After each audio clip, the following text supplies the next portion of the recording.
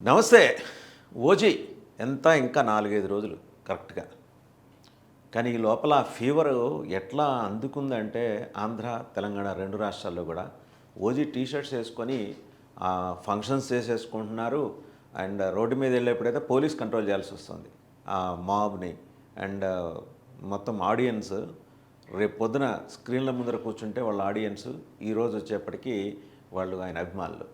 అంటే ఒక రకమైన వైబ్ క్రియేట్ చేస్తూ రోడ్ల మీద ప్రత్యేకించి హైదరాబాద్లో అయితే రోడ్ల మీద ప్రీ రిలీజ్ ఈవెంట్కి సంబంధించిన కార్యక్రమానికి తండోపతండాలుగా ఆడియన్స్ తరలి వస్తున్నారు. ఆ ఓజీ ఫీవరు ఎట్లా 2 తెలుగు రాష్ట్రాలని ఇలా మొత్తం పట్టేసిందనమాట. జస్ట్ ఈ కపుల్ ఆఫ్ డేస్ తర్వాత ఎప్పుడు ప్రీమియర్ షో వస్తుందా ఎలా చూద్దామా. దీనికన్నిటికన్నా మించి ఆసక్తికరమైన విషయం ఏంటంటే పవన్ కళ్యాణ్ గారు స్వయంగా స్టూడియోలో ఫస్ట్ హాఫ్ చూశారట. చూసి కొన్ని సన్నివేశాలకు సంబంధించిన అబ్జర్వేషన్స్ ఆయన has shared with the team, movie team తోటి షేర్ చేసుకున్నారు. అండ్ ఆయనకు బాగా విపరీతంగా నచ్చేసిందట ఫస్ట్ హాఫ్. అంటే జనరల్గా ఏంటంటే ఆయన పార్ట్ వరకు ఆయన యాక్షన్ చేయడంతో ఆయన ఉన్న frame, but rest of the story ఎలా వెళ్తుంది, కనెక్టివిటీ ఎలా ఉంది అండ్ వైబ్ ఎలా క్రియేట్ అవుతుంది అని. అండ్ ఇన్ఫ్యాక్ట్ ఆయన్ని అడగంగానే ఈ ఓజీ సూట్ వేసుకొని మరి ఓజీ హూడీ ధరించి మరి ఆయన ఒక జపనీస్ సాంగ్ని స్వయంగా పాడారు. తమన్ కంపోజ్ చేశారు. ఈ చిత్రంలో వాషి వాషి అనే జపనీస్ సాంగ్ ఆయన కంపోజ్ చేసింది. పవన్ కళ్యాణ్ స్వయంగా పాడారు. ఇది యూట్యూబ్లో ఇది బాగా దూసుకుపోతుంది. ఈ పాటని ఆయన పాడుతున్నప్పుడు ఓజీ హూడీ ధరించాలి అని చెప్పేసి టీం రిక్వెస్ట్ చేస్తే హీ హస్ అగ్రీడ్ అపాన్. ఎందుకంటే ఆ ఫీల్ రావటం కోసం అని చెప్పేసి ఆయన అది ఆ ఓజీ హూడీ వేసుకున్నారంట. దానికి ఆ వాషి వాషి అనే జపనీస్ సాంగ్కి సరే ఫస్ట్ హాఫ్ మీద ఆయన రివ్యూ ఏంటి అసలు అని చూస్తే, ఫస్ట్ హాఫ్ని ఎడిటింగ్ రూమ్లో చూసిన తర్వాత కీలకమైన కొన్ని సన్నివేశాల్లో ఆయన అబ్జర్వేషన్స్ చెప్పారు. కొన్ని జస్ట్ చిన్న చిన్న మార్పులు డైరెక్టర్తో షేర్ చేసుకున్నారు. అన్ని సన్నివేశాలు కూడా ఎక్స్ట్రాఆర్డినరీగా మ్యాగ్నోనిమస్గా వచ్చినాయి. ఆయనకు విపరీతంగా నచ్చాట. థియేటర్స్లో ఆడియన్స్ కూడా అదే వైపు ఫీల్ అవుతారు అని ఆయన షేర్ చేశారట పవన్ కళ్యాణ్ గారు. ఫస్ట్ హాఫ్ అదిరిపోయింది అని ఆయన మాటల్లో వచ్చేసరికి director Sujeeth and team they were so happy. Pawan Kalyan garu మెచ్చుకున్నారు అనగానే ఇది ఊహకందని అంచనాలు. హరిహర వీరమల్లు ఒక కైండ్ ఆఫ్ ఇది వైబ్ క్రియేట్ చేస్తే OG is going to manifest different kind of vibe అనేది స్పష్టంగా ఉంది. అండ్ అన్నిటికీ మించి మనం ఇక్కడ ఇంకొక విషయం చెప్పుకోవాలి. ఎట్లా ఉందంటే యూఎస్లో అడ్వాన్స్ బుకింగ్స్లోనే ఇప్పటికే $1.75 మిలియన్ వసూలు చేసింది అడ్వాన్స్ బుకింగ్స్. ఇమాజిన్ అంటే ఏ స్థాయిలో ఓజీకి రెస్పాన్స్ వచ్చింది. పైగా ప్రీ రిలీజ్ ఈవెంట్స్కి జనం తండోపతండాలుగా రావటం. మనం ఏదైనా ఒక రాజకీయ సభకు చూస్తాం, లేకపోతే ఒక వేడుక, పెద్ద వేడుక, ఆగస్టు 15 స్వాతంత్ర దినోత్సవం, జనవరి 26 రిపబ్లిక్ డే, ఆ వేడుకకి డిసిప్లిన్డ్ ఫోర్సెస్ ఎట్లా వెళ్తాయో అలాగే అంతే డిసిప్లిన్డ్గా ఆడియన్స్ ఈ ప్రీ రిలీజ్ ఈవెంట్కి రావటం, ఓజీ టీ షర్ట్స్ వేసుకొని అండ్ ఓజీ అంటూ స్లోగన్స్ చేసుకుంటూ వెళ్ళటం. ఇదంతా కూడా ఏంటంటే మరికొన్ని రోజులు అంతే, జస్ట్ 3-4 రోజుల వ్యవధిలో ఈ ఆడియన్స్ని అయితే పట్టలేని పరిస్థితి వస్తుంది 2 తెలుగు రాష్ట్రాల్లో. సరే 2 తెలుగు రాష్ట్రాల్లో టికెట్ ధరలకు సంబంధించి ఎవరి అబ్జర్వేషన్స్ వాళ్ళకు ఉన్నాయి ప్రీమియర్ షోల వరకు. తర్వాత రెగ్యులర్ టికెటింగే ఉంటుంది. అండ్ పండగ టైంకి వస్తుంది. అన్నింటికి మించి ఏంటంటే దసరా శరన్నవరాత్రులు స్టార్ట్ అయిన తర్వాత వస్తుంది, మధ్యలో వస్తుంది 2వ తారీఖు. అయితే ఈ మధ్యలో 22 మొదలైంది కాబట్టి 25 రిలీజ్ అంటే ఇమాజిన్.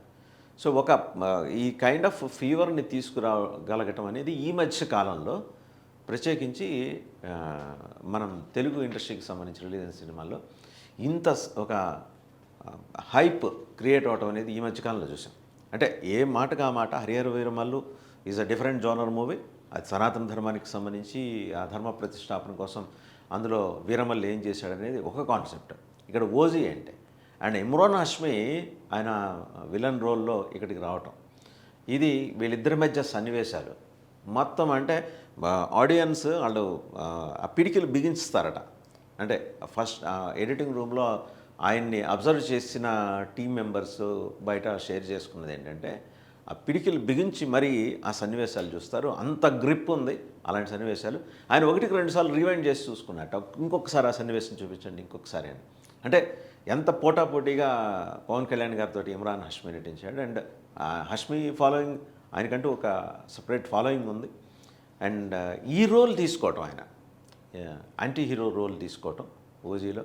అండ్ కథా సన్నివేశంలో జపనీస్ డైలాగ్ ఒకటి, అదే మాడ్యులేషన్ తోటి పవన్ కళ్యాణ్ గారు చెప్పడం. అండ్ ఆ సాంగ్ పాడటం, ఏం సాంగ్ అంటే వాషి వాషి అనే జపనీస్ సాంగ్. ఇది తమన్ కంపోజ్ చేశారు. పవన్ కళ్యాణ్ గారిని పాడమంటే ఆయన పాడారు. అది పాడిన దానికి ఆయన ఓజీ సూట్ వేసుకొని మరీ పాడటం అనేది ఏంటంటే దానికి ఒక ఫీల్ రావటం కోసం. So utmost care, the director has taken the utmost care అనేది మీకు అర్థమవుతుంది. ప్రతి ఫ్రేమ్ అండి, ఏ మాట కామాట, ఎవరి రోలు బీలిటిల్ చేసేది కాదు. ఎవరి రోల్ వాళ్ళది చాలా కంపీటింగ్ రోల్ అనమాట. పవన్ కళ్యాణ్ గారితో పాటు పోటాపోటీగా నటించాలనే తహతహతోటి నటించారు. అండ్ ఇతర తారాగణం అంతా ఎవరి స్పెసిఫిక్గా ఎవరి ఫ్రేమ్కి సంబంధించి వాళ్ళు అట్మోస్ట్ కేర్ తీసుకున్నారు. ఎందుకంటే ప్రెస్టీజియస్ ప్రాజెక్ట్ ఇది. కేవలం సుజీత్కి ఒక్కరికే కాదు, పవన్ కళ్యాణ్ గారితో పాటు నటించిన అందరికీ కూడా ప్రెస్టీజియస్ ప్రాజెక్టే. అందుకని ఇది తీసుకున్నారు. ఫస్ట్ హాఫ్ రివ్యూ, జనరల్గా రివ్యూ ఎప్పుడు వస్తుంది, ప్రీమియర్ షో ఒకటి పడంగానే ఇమ్మీడియట్గా బయటకు వచ్చి 2-3 గంటల్లో ఇంకా ఈ సినిమా రంగానికి సంబంధించిన కథనాలు రాయగల దక్షత ఉన్న రైటర్స్ కావచ్చు అండ్ క్రిటిక్స్ కావచ్చు రివ్యూస్ ఇచ్చేస్తారు. మనకి వేరియస్ సోషల్ ప్లాట్ఫామ్స్ వచ్చేసినాయి, డిఫరెంట్ సోషల్ రేటింగ్ ఇస్తారు. బట్ ఈసారి రివ్యూ ఇచ్చింది పవన్ కళ్యాణే, రేటింగ్ ఇచ్చింది కూడా పవన్ కళ్యాణే.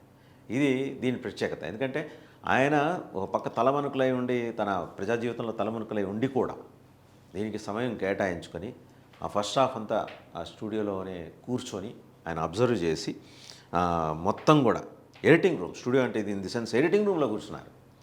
ఎడిటింగ్ రూమ్లో కూర్చున్నారంటే the kind of commitment the artist has towards the movie అనేది అక్కడ మేనిఫెస్టేషన్.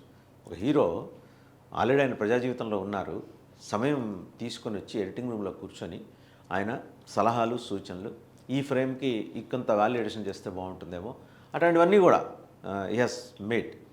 ఇవన్నీ కూడా టీమ్ చాలా ప్రొయాక్టివ్గా ఉన్నారు వాళ్ళు. In fact they are waiting for the day, ఆ రోజు కోసం ఉన్నాడు, సెప్టెంబర్ 25th కోసమని వెయిట్ చేస్తున్నారు. చూస్తే అడ్వాన్స్ బుకింగ్స్లోనే యూఎస్లో $1.75 మిలియన్ అంటే ఆయన కెరీర్లోనే నెవర్ బిఫోర్ అనిపించే అంచనాలతో ఈ చిత్రం రిలీజ్ కాబోతుంది, సినిమా రిలీజ్ కాబోతుంది అనేది.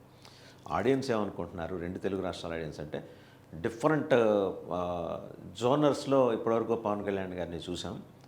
బట్ ఇది అంతకన్నా భిన్నమైన జోనర్. ఆయన ఎలా ఉండబోతున్నారు, ట్రైలరు, టీజరు, అలాగే సాంగ్, ఇవన్నీ జపనీస్ భాషలో ఆయన సాంగ్ పాడటం ఎట్లా ఉండబోతుంది. అండ్ అన్ని సెక్షన్స్ని ప్రత్యేకించి ఒక టార్గెటెడ్ సెక్షన్స్ కాకుండా, ఇప్పుడు హరిహర వీరమల్లు, సనాతన ధర్మం పట్ల ఆసక్తి ఉన్న వాళ్ళు ఎక్కువ, బాగా 80% ఆ మూవీ చూశారు. మిగిలిన ఆయన పర్మనెంట్గా ఉండే ఆయనకు ఆడియన్స్ ఉన్నారు. వాళ్ళు సినిమా కథాంశంతో సంబంధం లేదు, ఆయన ఆ ఫ్రేమ్లో కనిపిస్తే చాలు అనే దీంట్లో ఉండేవాళ్ళు ఎలాగూ చూస్తారు.